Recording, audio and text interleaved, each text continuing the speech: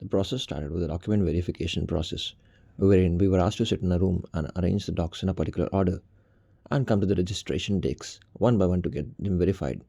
Once the process was complete, which took about an hour or so, we were provided the sheets and it was time for the critical thinking test. The topic was something in regard to the impact of water crisis on the Indian economy, and we were given a time of 30 minutes to gather our thoughts and articulate them.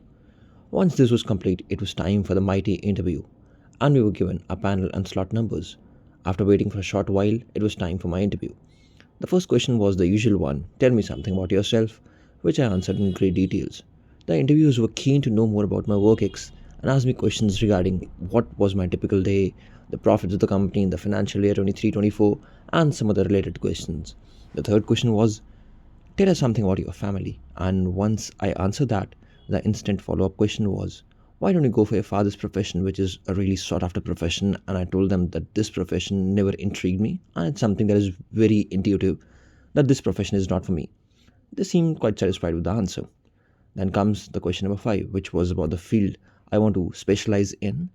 I answered it in detail as well, but they were a bit unsatisfied with my justification. Now comes the question number six, which was: do you read the newspaper? Yes, I do, was my answer. So I was asked to elaborate on the India Canada and the Indian Maldives relationship. I was again able to answer this question, but in hindsight, I feel I could have answered this question in a better way, I guess. Now comes the final question, which was: what was the meaning of my name? And does my personality justifies it? And I have prepared this question really well, so I was able to answer it in great detail. And that's where my interview ended.